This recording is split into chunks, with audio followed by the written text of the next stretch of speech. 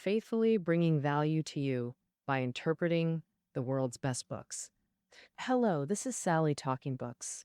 Today, I'm introducing the book Modern Japanese History, authored by Andrew Gordon, an expert in modern Japanese history from Harvard University. From the title, we can see that Modern Japanese History is a book about Japan's modernization journey. In the mid 19th century, both China and Japan were forcibly opened by Western powers. However, the same experience led to two completely different outcomes. After the First Opium War, China remained in a daze for 70 years before the Xinhai Revolution finally arrived. But Japan, after the Black Ship incident, leaped from a closed, backward nation to a major power in just 40 short years. For Japan, we have many questions, like why was its 19th century modernization so rapid?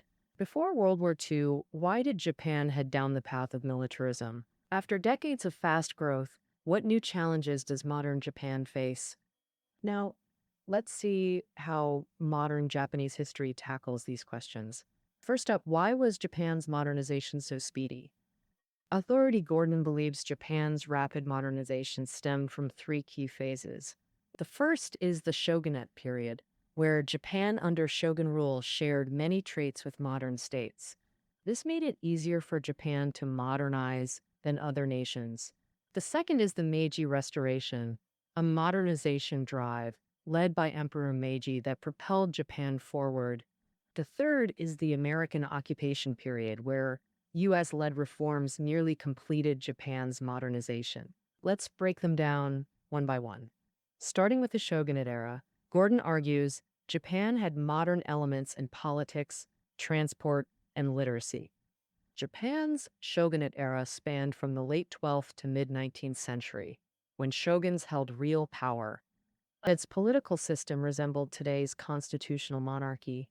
That is, the emperor was just a figurehead, while the prime minister ran the show. Below the prime minister, regions had significant self-governance, and during the shogunate period, the Japanese emperor was just a nominal ruler with real power held by the shogun. Originally, shogunate meant military tent used by generals on campaigns.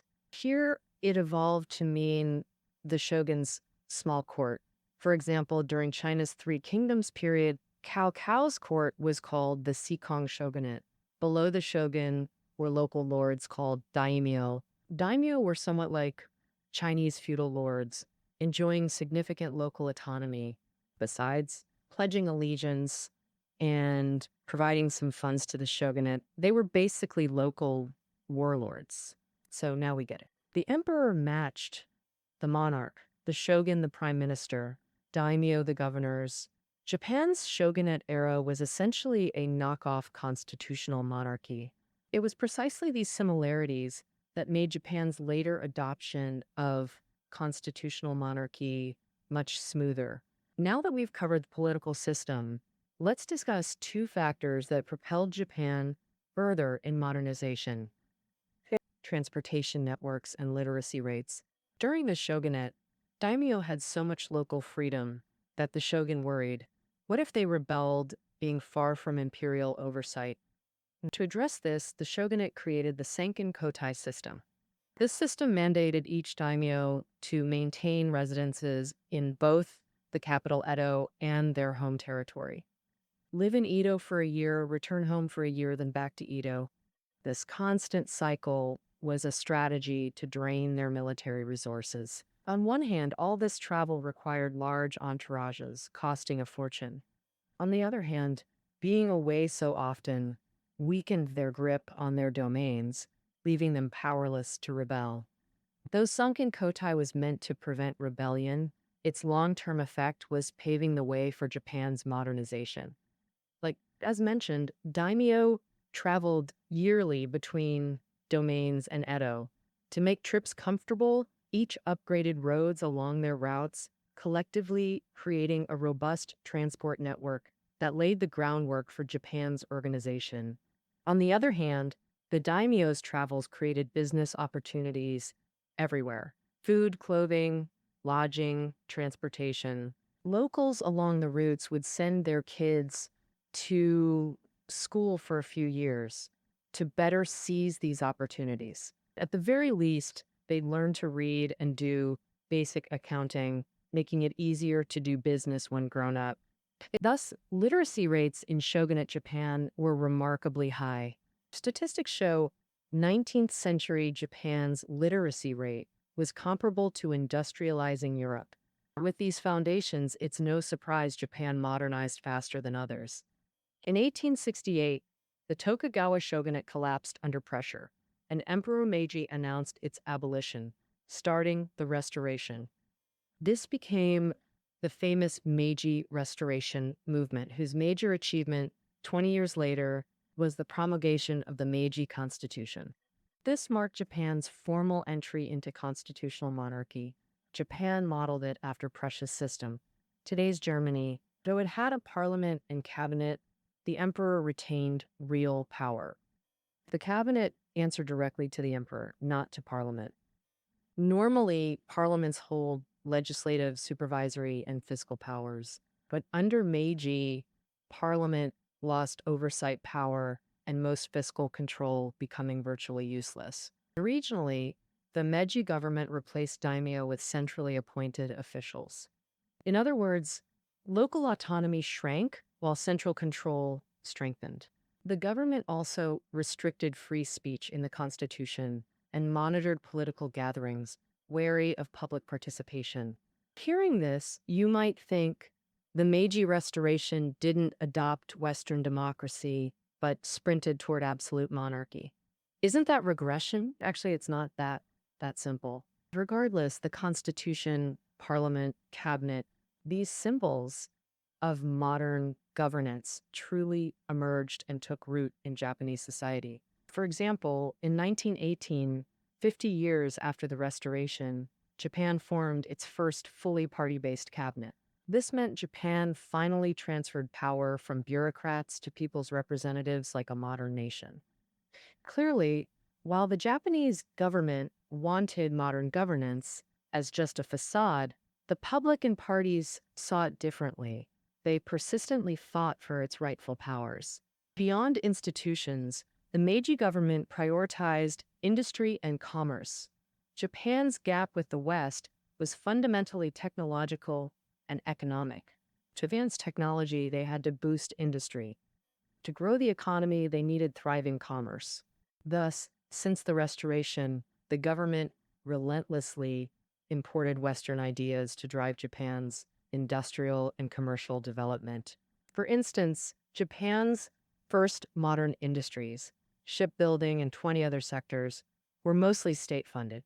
Plus, they hired numerous foreigners as advisors and managers.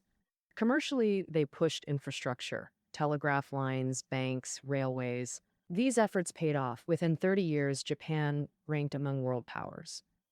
But this was only half modernization. The rest came post-12-1 under U.S. occupation, which reshaped Japan profoundly. Politically, Americans drafted a new constitution, making Japan demilitarized and democratic. Demilitarization stripped Japan's war-making rights in the constitution. Hence, Japan's military is called the Self-Defense Forces, literally for defense only, not aggression. This aimed to prevent another W2 tragedy. But America's biggest impact was democratization. The new constitution weakened the emperor's absolute authority.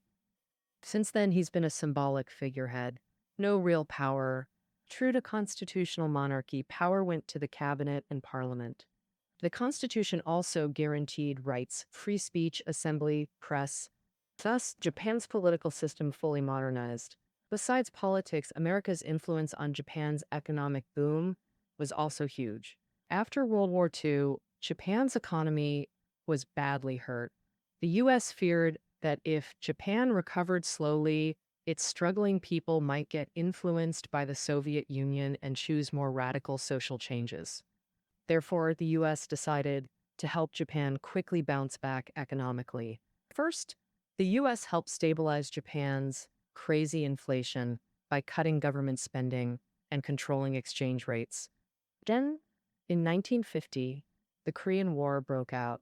The US bought $2 billion worth of military supplies from Japan. This huge export deal quickly boosted Japan's exports and manufacturing, making GDP grow by 12% a year. The Japanese auto giants we know, like Toyota, Nissan, and Isuzu, all got their start from this Korean War. The author believes it was this massive export deal that laid a solid foundation for Japan's economic boom over the next 20 years. So by the 1970s, Japan leaped to become the world's third largest economy, just behind the US and the Soviet Union. Finally, as we said before, the US stripped Japan of its military independence. So, thus, Japan's defense security relies mostly on the US, with only a small self-defense force.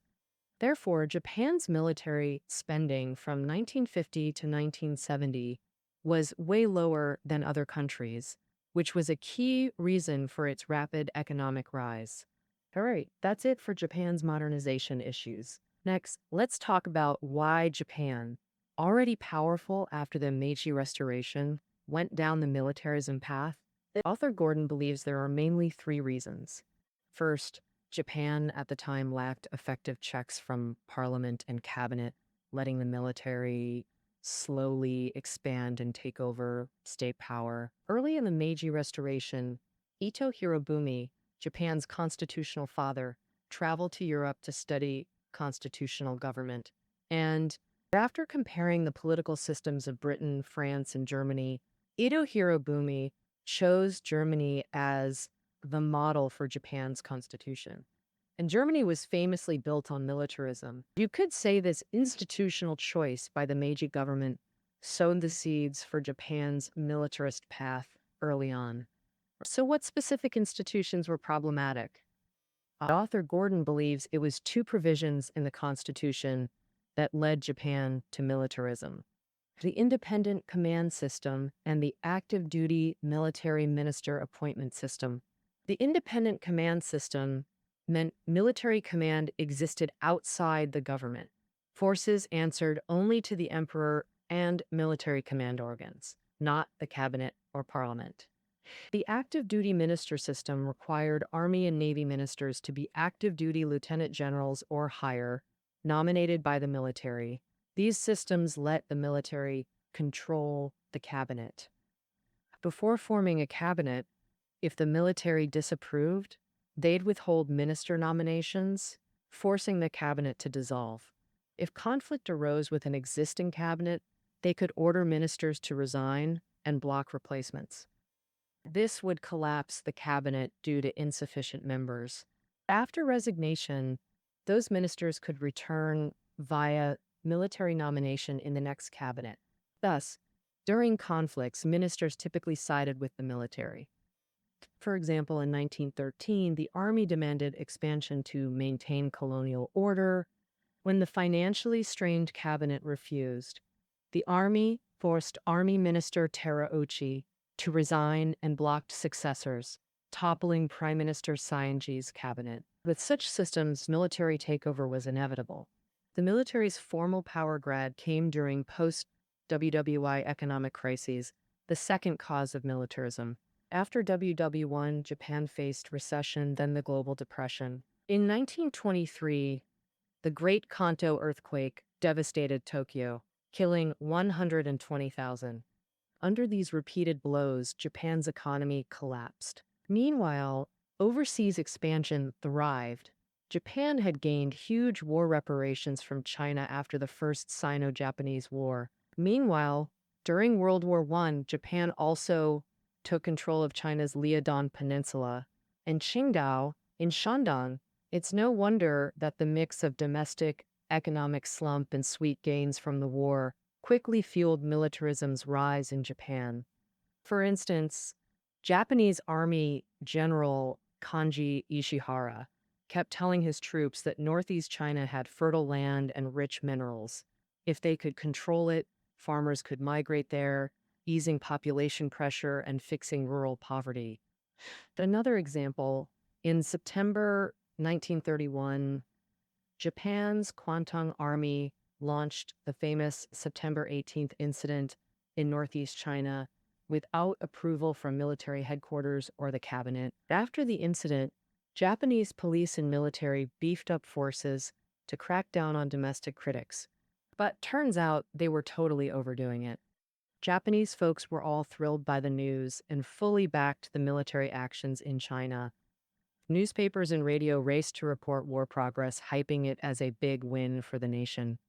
Even the usually anti-war left wing flipped their stance, saying seizing Northeast China wasn't imperialism but a fix for joblessness, economic woes, and national benefit. As militarism grew, a rebellion in Japan gave the military a solid excuse to step in. Since the economic slump hit, the government slashed military spending and cut troop numbers to save cash. But hey, many young officers thought this would mess with Japan's dominance in northern China. So from late 1930 to 1932, some young officers and civilian backers started rebellions and assassinations. Several top Japanese government officials got assassinated. That included Prime Minister Tsuyoshi Inukai. To end the chaos fast, government elders mixed party-led cabinets and pushed for officials who could rein in the officers. In the end, Admiral Makoto Saito became prime minister in the new cabinet, with way more military figures joining as ministers. After that, 3 out of Japan's next 5 prime ministers came from the military, with more soldiers grabbing power in the cabinet, and that's when Japan officially went down the militarism path. Finally, let's talk about the deeper reason for Japan's militarism, a sense of cultural loss. Since the Meiji Restoration, Japan's large-scale westernization has indeed made it stronger, but some Japanese began to doubt themselves. Wearing suits, eating Western food, using Western tech, everything aligned with the West. So, are they Japanese or Westerners? If everything in Japan is westernized, does Japan even exist? It's a series of questions sparked deep identity reflection among Japanese people. They urgently wanted to know what it truly means to be Japanese and what genuinely represents Japan. At that time, some argued the imperial system was Japan's foundation. Others thought Bushido was the essence of Japanese culture, and aristocrat politician like Fumimaro Koneo believed that merely defining what it means to be Japanese wasn't enough. Japan should actively resist Western cultural invasion and help other Asian nations shake off Western influence too. The infamous Greater East Asia co-prosperity sphere concept from the 1930s evolved from this idea and became the justification for Japan's subsequent wars of aggression. And at that time, the Japanese prime minister was Fumimaro Koneo's son. Beyond Konoe's doubts about Western cultural invasion, discrimination by Western powers also fueled strong resentment among Japanese people. After World War I ended, the victorious nations held a peace conference in Paris, France. During the conference, Japan proposed adding a clause against racial and national discrimination to the charter, but Western powers like Britain and America opposed it. So, moreover, in 1922, the U.S. passed a new immigration law formally banning Japanese and other Asian immigrants from becoming U.S. citizens. And Japanese people already settled in America faced widespread discrimination. For example, California at that time prohibited Japanese people from buying or long-term leasing land. And originally, Japanese people thought that as long as they became strong, they wouldn't face discrimination anymore. But they never expected Western powers to treat them fairly at all. Under the influence of these events, Japanese people increasingly felt that continuing to align with the West had no future. They should forge their own path. So, in a sense, Japan's turn to militarism was also an expression of strong dissatisfaction with the West. All right, that's it for part 2. Post-2YY, Japan underwent American-led reforms, transitioning to a democratic system. So, after that, what new problems does contemporary Japan face? Here, author Gordon points out four major challenges troubling Japan, the first of which is Japan's relations with other Asian countries after World War II. During World War II, many Asian countries suffered deep wounds from Japan, so much so that even today, these nations remain wary of Japan. Therefore, since the 1970s, Japan has been trying to mend relations with various Asian nations.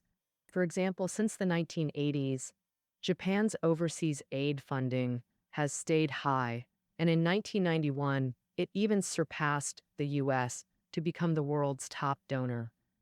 And most of these funds were given as aid to neighboring Asian countries. When South Korean President Chun Doo-han visited Japan, Emperor Hirohito also publicly expressed apologies for brutal colonial actions. Yet, even so, distrust toward Japan among Asian people remained strong. In the 1980s, a Thai opinion poll showed that nearly 50% of Thais believed Japan was not a friend of Thailand. Japan wasn't the only aggressor in 2001, but it seems to be the only one constantly criticized and never forgiven by the victims.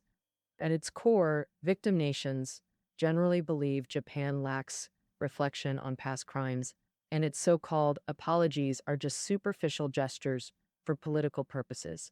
This view isn't unfounded. In the late 20th century, Japan repeatedly evaded war responsibility. For instance, Japan's Ministry of Education once asked authors to revise history textbooks, changing invasion in Japanese invasion of North China to the ambiguous advance. Two characters, and Education Minister Fujimaro Tojo even claimed that in the 1910 annexation of the Korean peninsula, Koreans shared some responsibility. As for the matter of multiple Japanese prime ministers visiting Yasukuni Shrine, that goes without saying. In short, Japan's ambiguous attitude toward Wiki-Wei has consistently touched a sensitive nerve in Asia, even though the war ended nearly 80 years ago. Yet, conflicts between Japan and the invaded nations haven't lessened. Instead, they've intensified due to war responsibility issues, making it extremely hard to maintain relations with Asian countries. Now, let's talk about the second challenge troubling contemporary Japan: whether to restore military autonomy. As we mentioned earlier, after World War II ended, the US occupied Japan and stripped it of military autonomy in the Constitution. From this perspective, Japan isn't quite a normal country compared to others. So since the 1990s, Japan has been seeking to become a normal nation. Economically and technologically, Japan faces no real obstacles to becoming a normal nation. Japan's economic strength goes without saying. Technologically, while its self-defense forces are small, they're among the world's most advanced militaries. Though Japan strictly follows non-nuclear principles, it's long had the technical capability to build nuclear weapons. So, while officially demilitarized, Japan is actually one of Asia's most militarily potent nations.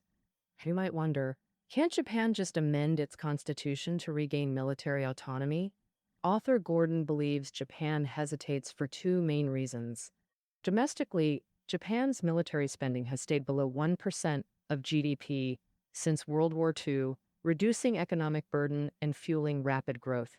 Younger Japanese grew up in this peaceful prosperity and strongly oppose constitutional changes or military rebuilding. Additionally, as the only nation to suffer atomic bombings, this trauma left deep psychological scars. Post-War II, a strong anti-war movement emerged, and Japan carefully avoids military discussions internationally. This shows significant domestic opposition to restoring military autonomy. Japan's third challenge is population aging. Since the 1970s, life expectancy rose while birth rates fell, causing labor shortages. This is what we call an aging population. Like most developed nations, Japan hopes immigration can solve this. Since the 1990s, the government has tried attracting overseas Japanese back, but it still can't fill labor gaps. This is mainly because Japan lacks appeal for immigrants compared to Western nations. First, other Asian countries like China and South Korea are developing rapidly. So residents have little incentive to immigrate to Japan.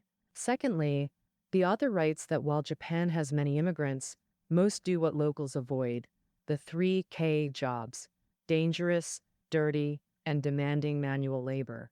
Meanwhile, Japan's conservative social climate has led many foreigners to complain of discrimination, like Japanese media often selectively reporting negative stories about immigrants. In 2000, Tokyo Governor Shintaro Ishihara publicly linked foreigners to crime, even suggesting they might riot during disasters. These factors prevent Japan from attracting large-scale immigration, worsening its demographic crisis. Beyond these issues, Japan faces mounting social problems. In 1989, Emperor Hirohito, Japan's longest reigning monarch, died while the economy entered recession as stock and property bubbles burst. From 1989 to 1990, stocks plunged over 70%. Real estate dropped 60%. Starting in 1992, GDP growth stayed below 3%, even turning negative at times. Amid this spiritual and economic blow, despair spread nationwide. This period, until around 2008, became known as Japan's lost 2 decades. Now, let's examine this era's key impacts. First, education suffered visibly from the economic crash. Japan once funded major education reforms annually, but recession slashed tax revenue, making reform funds unsustainable, diluting results. For example, the University of Tokyo's global ranking fell from top 20 to beyond top 50 in a decade, never fully recovering. We saw primary or secondary schools adopted Yutori Kyoku, relaxed education, cutting hours and content. Intended to spark creativity, it backfired. Schools grew chaotic, knowledge regressed, motivation faded, leaving students unprepared for challenges. Compounded by school inaction, bullying surged even to horrific cases of teens murdering or torturing classmates. Second, public trust in Japan's government plummeted. In 1995, a magnitude 7.3 earthquake hit Osaka and Kobe, but the cabinet didn't hold its first emergency meeting until 6 hours later. Central relief supplies only reached disaster areas 3 full days later. This made public dissatisfaction with the government peak instantly. So, afterward, an Asahi Shimbun survey showed only 2% of Japanese strongly trusted the government. Most were distrustful or extremely distrustful. Beyond this, Japanese society became increasingly unstable. In 1995, Aum Shinrikyo carried out a sarin gas attack on Tokyo's subway, killing 12 and injuring over 5,000. More terrifying than the attack itself, many cult members were scientists and business leaders. These so-called successful people committed such anti-social acts. This revealed serious underlying problems in Japanese society. Finally, certain subcultures in Japan gained national attention, like otaku, who immerse in games or comics while avoiding society, or enjoy kosai, girls who date older men for luxury goods. Japan debates endlessly. Is this youth corruption or normal postmodern phenomena? Still no consensus. All right, that covers most of modern Japanese history. In this book, Gordon spans 200 years, clearly tracing Japan's modernization from causes to current dilemmas, making it exceptionally thorough. Over 2 centuries, Japan experienced dramatic rises and falls. Shogunate-era foundations enabled modernization, while Meiji reform's flaws led Japan down militarism's wrong path. Post-War II, fervent militarism faded. With U.S. help in control, Japan achieved economic miracles, yet political legacies, aging, and social disorder still challenge it today. As the world's third largest economy, what's next for Japan? Perhaps only time will tell. All right, that concludes our journey through modern Japanese history. Reading notes are below the audio. Until we meet again with another great book,